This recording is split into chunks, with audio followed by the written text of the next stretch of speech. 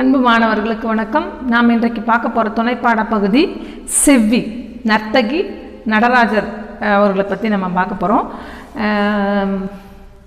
ஒரு பரதநாட்டியத்திற்கு பேர் போன ஒருத்தர் அவங்க. ஆனால் அவங்க ஒரு சிறப்பான விஷயம் என்ன அப்படின்னா, நம்மளுக்கு இப்போ பாடம் சொல்லும்பொழுது புரியும். அவங்க ஒரு சொல்கிறேன், நான் இப்போ உள்ள பகுதியில் போயிட்ட பிறகு சொல்கிறேன். அது பரதநாட்டியத்தில் பேர் போனவர்கள் எவ்வளோ பேர் இருந்தாலும் இவ்வளவு சிறப்பான இடத்தை அடைந்தவர்கள், அதாவது அவருடைய சூழ்நிலையிலிருந்து அவர் சிறப்பான நிலையை அடைவது ஒரு பெரிய விஷயம். சரிங்களா?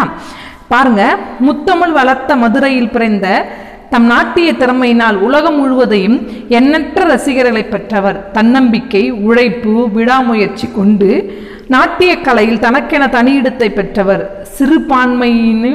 சிறுபான்மையினராக வாழும் திருநங்கைகளுக்கு மட்டுமே இருக்கும் தடைக்கற்களை கூட படிக்கட்டுகளாக மாற்றலாம் என்று உலகுக்கு காட்டியவர். அவர் நர்த்தகி நடராஜர். உங்களுக்கு தெரியும், நம்ம பார்த்து கேவலமாக சொல்லுகின்ற நிறைய பேர் கிண்டலெல்லாம் பண்ணுவாங்க திருநங்கைகளை பார்த்து. அந்த வார்த்தைகளை பயன்படுத்தக்கூடாது என்பதுக்காக தான் நான் நாசுக்கா பேசிட்டே வந்தேன். இருந்தாலும் சொல்லியே ஆக வேண்டிய சூழ்நிலை இல்லையா? திருநங்கை அப்படின்னா ஆண் பாதி பெண் பாதியாக வாழ்கின்ற ஒரு மூன்றாம் பாலினத்தை சார்ந்தவர்கள் அவர்கள் இல்லையா? மூன்றாம் பாலினத்திற்கு சார்ந்தவர்களை இப்பெல்லாம் ஒதுக்குவது கிடையாது. அவர்களுக்கு தேவையான ஊட்டுரிமைகள் எல்லாமே, அவர்களுக்கு தேவையானது எல்லாமே அரசாங்கம் செய்து கொண்டிருக்கின்றது. அவர்களை பார்த்து நாம் கேலி கிண்டல் எல்லாம் செய்வது கிடையாது. ஏதோ ஒரு காரணத்தினால் அவர்கள் மூன்றாம் பாலாக இருக்கின்றார்கள். நாம் அவர் கேலி செய்து கிண்டலை செய்து அவருடைய மனசை நாம் காயப்படுத்தினால் நமக்கு ரொம்ப துன்பங்கள் தான் நமக்கு ஏற்படும். சரிங்களா? அவர்கள்கிட்ட நம்ம ஒரு ஆசீர்வாதம் பெற்றுக்கொண்டாலே சிறப்பு. அமெரிக்காவில் ஒரு நடன நிகழ்ச்சிக்காக தமிழகத்தைச் சேர்ந்த பரதநாட்டிய கலைஞர் ஒருவரை விழா ஏற்பாட்டாளர்கள் அழைத்திருந்தார்கள்.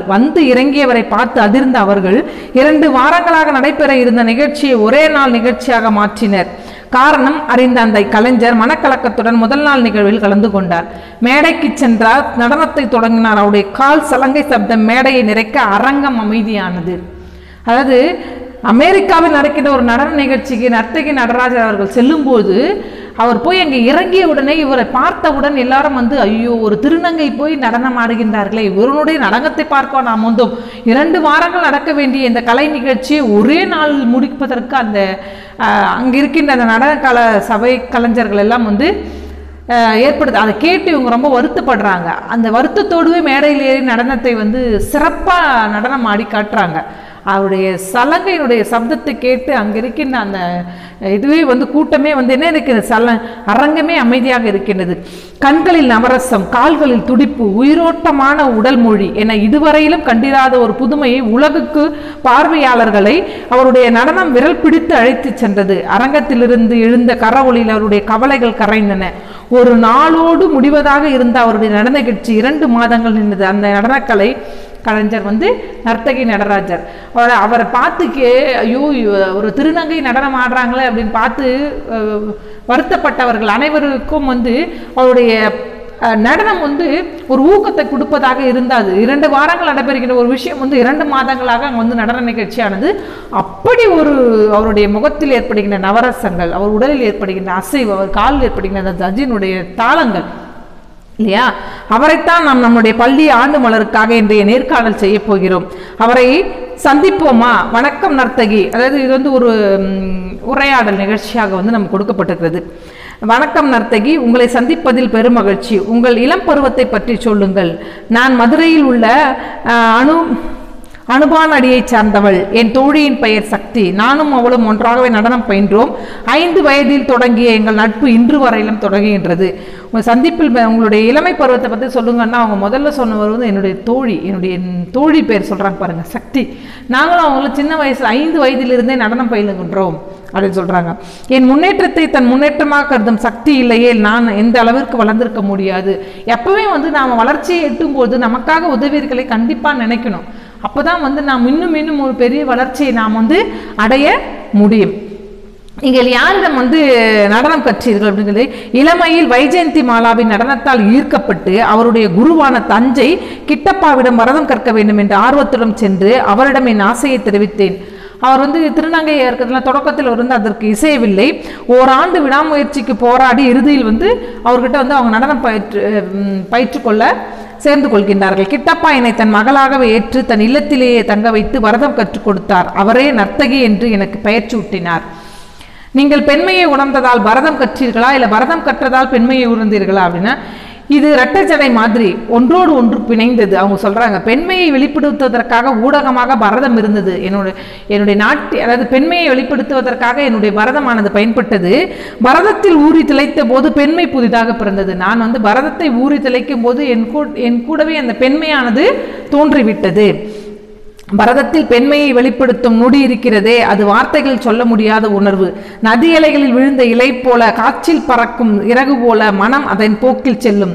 எல்லா கட்டுகளையும் உடைத்தெறிந்து நிம்மதி அந்த வினாடியில் கிடைக்கும். ஒரு வகை ஆழ்ந்த மழக்கம், கனவுலகில் சஞ்சாரம். அந்த வினாடியில் உலகத்தையே மறந்து பறந்து கொண்டிருப்பேன். அதாவது அவர் பரதத்தில் அந்த பெண்மையை உணர்ந்த பிறகு அந்த ஒரு பெரிய பரவச நிலையை அவங்க அடைகின்றார்கள். என்ன அப்படின்னா, ஒரு ஆணாக இருந்து பெண்ணாக மாறி அந்த பெண்மையை உணர்ந்து அந்த பெண்மை பரதநாட்டியம் ஆடும் பொழுது ஒரு பெண்களுக்கு ஏற்படுகின்ற அந்த நலிவு சுழுவுகள் எல்லாம் அவங்க வெளிப்படுத்துவது அவர்களுக்கே ஒரு சந்தோஷத்தை ஏற்படுத்து. நீங்கள் தொடக்கத்தில் ஆடத் தொடங்கியதிலிருந்து இப்போது ஏதேனும் மாற்றத்தை உணர்கின்றீர்களா அப்படின்னு கேட்கும் பொழுது, இதனுடைய குழந்தை பருவத்திலேயே எனக்குள் மறைந்த பெண்மையை கண்டுகொண்டேன். என் மனத்தடையினின்றி என்னை உணர வைத்ததற்கு நடனம் உதவி செய்தது. தொடக்கத்தில் திரைப்படங்களில் வரும் நடனம் என்னை ஈர்த்தது. அதை பார்த்து நான் நடனம் ஆடத் தொடங்கினேன். நிகழ்ச்சிக்காக ஆடத் தொடங்கிய போது ஒவ்வொரு நிகழ்வும் 3 மணி நேரம் எடுத்துக்கொள்ளும். இன்று போல் அல்லாமல் நாட்டியத்தை விட அதன் உட்கூறுகளை அறிமுகம் செய்வதற்கு அதிக நேர காலமும் ஆகும். ஒரு விஷயத்தை நம்ம எடுத்து சொல்கிறோம் அப்படின்னா, நாட்டிய வாயிலாக சொல்லும்போது 3 மணி நேரங்களுக்கு மேலே அதை உணர்த்தக்கூடிய ஒரு விஷயம் நாட்டியமாக அரங்கேறுகின்றது. சில சமயங்களில் நாட்டியத்திற்காக கருத்தை ராகதாளத்துடன் அறிமுகம் செய்வோம்.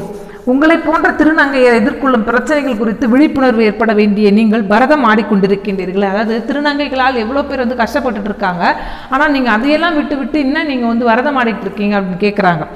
தொன்மை வாய்ந்த தமிழர் மரபில் பிறந்த நான் திருநங்கையராக இடம் என்னை என்பதை, திருநங்கைக்கான இடம் என்ன என்பதை அறிய நினைத்தேன். அதுவே இலக்கியத்தின் பக்கம் என்னை தள்ளியது. சங்க இலக்கியத்திலிருந்து சிற்றிலக்கிய காலம் வரை ஆழ்ந்து படித்தேன்.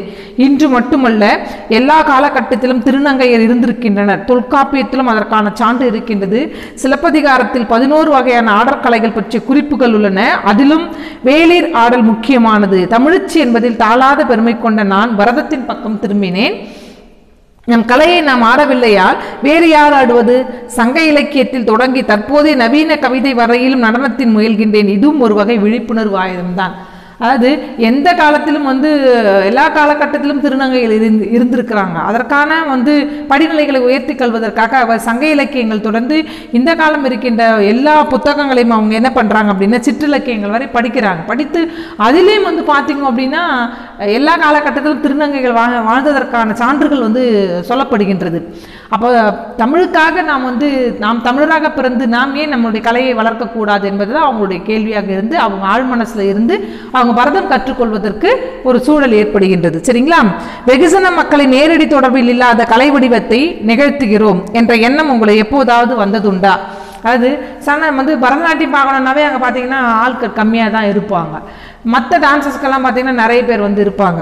பரதநாட்டியத்தை வெகுஜன மக்களின் கலை இல்லை என்பதை நான் முற்றிலும் மறுக்கின்றேன். பரதம் என்ற சொல்லுக்கு வெறும் 70 வயதுதான் என்பதை நான் ஏற்றுக்கொள்கிறேன். பரதநாட்டியம் நிகழ்த்துபவர்களை ஒதுக்கிவிட்டு அவர்களை உருசாரர் என குறுக்கி வைத்தது நம்முடைய தவறு. கலையை எல்லோரும் நுகர வேண்டும். அட்லாண்டிக்காவிலும் ஆண்டிப்பட்டியிலும் ஒரே மாதிரிதான் பரதம் நிகழ்கின்றது. மக்களும் அதை சரியாக உள்வாங்கிக் கொள்கின்றார்கள். அட்லாண்டிக்கா இருக்கட்டும், ஆண்டிப்பட்டியா இருக்கட்டும், எல்லா இடங்களிலும் பரதம் ஒரே மாதிரியாக தான் கற்றுக்கொள்ளப்படுகின்றது, கற்றுக் கொடுக்கப்படுகின்றது. இல்லைங்களா? உங்கள் அபிநயத்தில் வெளிப்படுத்தும் நுட்பமான முத்திரைகளை மக்கள் சரியான முறையில் உள்வாங்கிக் கொள்கின்றார்களா? அதாவது நீங்கள் முகபாவனை செய்வது மக்களால் புரிந்து கொள்ள முடிகின்றதா அப்படின்றது அந்த கேள்வி. இல்லையா? சமீபத்தில் ஜப்பானில் உள்ள ஒசாகா நகரத்துக்கு சென்ற போது திருவாசக தேவார பன்னிசை பாடல்களை பரதமாக நிகழ்த்தினேன். அங்கு தமிழர்களும் இல்லை, இந்தியர்களும் இல்லை, முழுக்க முழுக்க ஜப்பானியர்கள். அவர்களுக்கு பரதம், தேவாரம், திருவாசகம் எதுவும் தெரியாது. ஆனால் அந்த அபிநயத்தில் அவர்கள் கண் கலங்கியதும் அங்கு நிலவிய மௌனமும் எழுந்த கரகோஷமும் என்னால் மறக்க முடியாது. அந்த அளவுக்கு பரதத்தை அவர்கள் முழுமையாக உள்வாங்கினார்கள் என்பதுதான் உண்மை. அதாவது நான் சொல்லும் போதே எனக்கு இந்த விஷயம் புல்லரிக்கிற மாதிரி இருக்குது. இல்லையா? ஒரு மொழியே தெரியாதவர்கள் கிட்ட, ஜப்பானியர்கள் கிட்ட பரதத்தை பற்றியும் அவர்கள் திருவாசகம் தேவாரத்தை பற்றியும் பண்ணி இசைத்து அதற்கு ஏற்ற பாடல் வரிகளை கேட்டது போல அவங்க வரதம் ஏற்படுத்தும் போது மக்கள் அழுகின்றார்கள் என்பது அசாத்தியமான ஒரு விஷயம் இல்லையா? அந்த முக அபிநயத்தை வந்து கொடுப்பவங்க வந்து நம்ம நர்த்தகி நடராஜ் அவர்களுக்கு ஒரு பெரிய வணக்கம் நம்ம வைக்கணும். சரிங்களா? உலகமயமாக்கலுக்கு பின் தமிழகத்தில் பண்பாடு மாற்றம் நடந்திருப்பதை மறுக்க முடியாது. காப்பியம், புராண கதைகள் மையமாக வைத்து நீங்கள் பரதம் நிகழ்த்துகிறீர்கள். இதன் மூலம் இழந்த பண்பாட்டை மீட்க முடியும் என்று நினைக்கின்றீர்களா?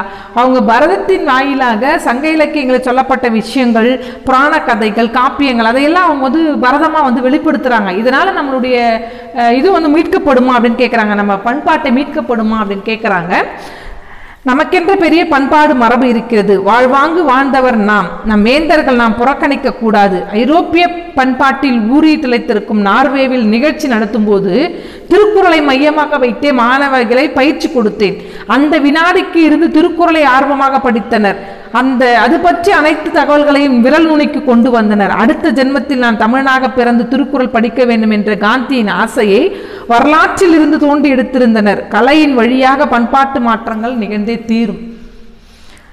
எங்க நார்வே எங்கே இருக்குது இல்லையா? ஐரோப்பா நாட்டில் நார்வேல போயிட்டு இவங்க அந்த பரதத்தை சொல்லிக் கொடுக்கும் போது திருக்குறள்ல வந்து பரதம் இருக்கு இல்லையா? அந்த திருக்குறள் அந்த பரதம் வந்து பண்ணும்பொழுது பார்த்தீங்க அப்படின்னா, என் பொண்ணு கூட ஒரு நாள் வந்து பரதநாட்டியம் கிளாஸ்க்கு வந்து சென்னை போகும்போது பார்த்தீங்கன்னா 15 திருக்குறளுக்கு அவங்க பரதநாட்டியம் ஆடினாங்க. அந்த திருக்குறளில் அபிநயங்களை ஏற்படுத்தி, இந்த சொற்களுக்கு ஏற்ப அபிநயங்களை ஏற்படுத்தி வந்து பண்ணாங்க. கிட்டத்தட்ட ஒரு 10-15 பிள்ளைங்க பண்ணாங்க. அதில் என் மகளும் ஒருத்தி. அவள் சென்னை போய் ஆடிட்டு வந்த பிறகு ரொம்ப சந்தோஷமாக தான் இருந்தது. அதாவது திருக்குறளுக்கு அபிநயத்தோடு ஆடுவது என்பது ஒரு பெரிய விஷயம் இல்லையா? அது என் மகளும் சேர்ந்திருக்கிறாள் என்பது எனக்கு ரொம்ப சந்தோஷமான ஒரு விஷயம். அங்கே திருக்குறளை பற்றி தெரியாத ஒருவர்கள் வந்து அதை வந்து புரிந்து கொண்டு திருக்குறள் முழுக்கவே படித்து திருக்குறள் இருக்கின்ற விஷயங்களை எல்லாம் உணர்ந்து கொண்டு அந்த பாடலுக்கு ஏற்றது போல அவங்க நடனம் கொடுப்பது வந்து பெரிய விஷயம். நீங்கள் மிகச்சிறந்த நாட்டியக்காரர் என்பதை அறிவோம். அது தவிர்த்து உங்களுடைய ஆர்வம், விருப்பம் எத்துறையில் உள்ளன. நான் தமிழ் வழி கல்வி பயின்றவள். என்னுடைய ஆசிரியர்கள் எனக்கு மிகவும் உறுதுணையாக இருந்தார்கள். உண்மையில் நான் ஒரு வழக்கறிஞர் ஆவதையே முழுமுதல் லட்சியமாக கொண்டிருந்தேன். இன்றுதான் இதழ்களில் எழுதுவதோடு பல்வேறு தமிழ் இலக்கிய மேடைகளிலும் பேசுகிறேன். நடனமும் வாசிப்புமே என்னை இன்னும் ஒரு குழந்தையாக வைத்திருக்கின்றன. தமிழ் இலக்கியத்தில் சங்கப்பாடல்கள், திவ்ய பிரபந்தம், திருப்புகழ் மற்றும் தேவாரம் ஆகியவற்றை நடனம் மூலம் பரப்புவதோடு இவ்விலக்கியங்களை பற்றி தொடர்ந்து ஆய்வு செய்து வருகின்றேன். அதாவது இந்த இலக்கியங்களை எல்லாம் வந்து அவங்க ஆய்வு செய்கிறாங்க. சோதனைகளை, துயரங்களை எப்படி சமாளிக்கின்றார்கள்? மற்ற மாண்டோட விட எல்லா சோதனைகளையும் 2 மடங்கு அனுபவித்திருக்கிறேன். வழிதான் நான் கொடுத்த விலை. அகிலனின் தாமரை நெஞ்சம் கதாநாயகி துக்கம் பொங்கி வரும்போதெல்லாம் ஒரு சொம்பு தண்ணீர் குடிப்பாள். நான் ஒரு நாட்டியத்திலும் ஆடிவிடுவேன். அது என் துயரத்தை நீக்கிவிடும். அதாவது அகிலன் எழுதிய தாமரை நெஞ்சம் அப்படின்றதுல கதாநாயகி தனக்கு துக்கம் வரும்போதெல்லாம் ஒரு சொம்பு தண்ணி எடுத்து குடிப்பாங்க. எனக்கு வந்து வேதனைகள் வரும்போது, துன்பங்கள் வரும்போது நான் ஒரு பாடலை பாடி நடனத்தை ஆடி விடுவேன். அப்போது என்னுடைய துன்பங்கள் எல்லாம் போக்கிடும் அப்படின்னு வந்து சொல்கிறாங்க. இதெல்லாம் கேட்கும்போது பார்த்தீங்க அப்படின்னா நம்மெல்லாம் வந்து எந்த அளவுக்கு வந்து நம்மளுடைய மனத்துயர்களை போக்கிக் கொள்கின்றோம் அப்படின்னா, டிப்ரெஷன் ஜாஸ்தியாக நம்மளுக்கு அந்த மன அழுத்தம் அதிகமாகும் பொழுது நாம் வந்து நம்மளுடைய மன அழுத்தத்தை குறைத்து கொள்வதற்கு நிறைய விஷயங்களை நாம் என்ன செய்யணும்? கற்றுக்கொள்ளுதல் வேண்டும். உங்களை நெகிழ வைக்கும் தருணம் என்று எதை கூறுகிறீர்கள் என்று கேட்டோம் அப்படின்னா, நான் நடத்தும் வெள்ளியம்பலம் அறக்கட்டளை நடன கலைக்கூடம் வாயிலாக நூற்றுக்கணக்கான மாணவிகளை உருவாக்கி உள்ளேன். அம்மாவால் புறக்கணிக்கப்பட்ட என்னை இன்றைக்கு என் மாணவிகள் எல்லோரும் அம்மா என்று அழைக்கும் போது எனக்குள் தாய்மை பெருக்கெடுக்கிறது. எனவே என்னை நெகிழவும் மகிழவும் வைக்கும் தருணமாக உணர்கிறேன். இன்று நர்த்தகி என்னுடைய நடன திறமையால் அமெரிக்கா, லண்டன், கனடா உள்ளிட்ட உலக நாடுகள் முழுவதையும் பயணித்து பரதத்தால் பல்லாயிரம் மேடைகளை அழகாக்கி வருகிறார். இவர்தான் திருநங்கை என்ற சொல்லை அறிமுகப்படுத்தியவர். திருநங்கைகளும் முதலில் கடவுச்சீட்டு, தேசிய விருது, மதிப்புற முனைவர் பட்டம் பெற்றவர் என்று பல்வேறு முதல் சாதனைகளுக்கு சொந்தக்காரனாக நர்த்தகி நடராஜர் மேலும் பல உயரங்களை எட்ட நம் பள்ளிகளில் சார்பாக வாழ்த்துகின்றோம். எல்லாமே வந்து பாஸ்போர்ட் எல்லாம் அவருக்கு கிடைக்குது. வெளிநாடுகளுக்கு செல்லும் போது ஒரு திருநங்கைக்கு வந்து பாஸ்போர்ட் கொடுக்கறது முடியாத ஒரு காரியமாக இருந்தோம். அப்போ எல்லாமே அவங்களுக்கு வந்து கிடைக்கின்றது. அவர்கள் வாயிலாக மற்றவர்களுக்கு அது வந்து ஒரு பயன்படக்கூடிய மாதிரி இருக்குது. அவங்க யாருன்றதை பற்றி பார்க்கலாம். சேலத்தை சார்ந்த பிரித்திகா யாஷினி மிகுந்த சிரமங்களுக்கு இடையில் 2011ஆம் ஆண்டு கணினி பாடப்பிரிவு இளங்கலை பட்டப்படிப்பு முதல் வகுப்பில் தேர்ச்சி பெற்றார். அவர் அப்போது சென்னையில் காவல்துறையின் சட்டம் ஒழுங்கு பிரிவில் பணியாற்றி வருகிறார்.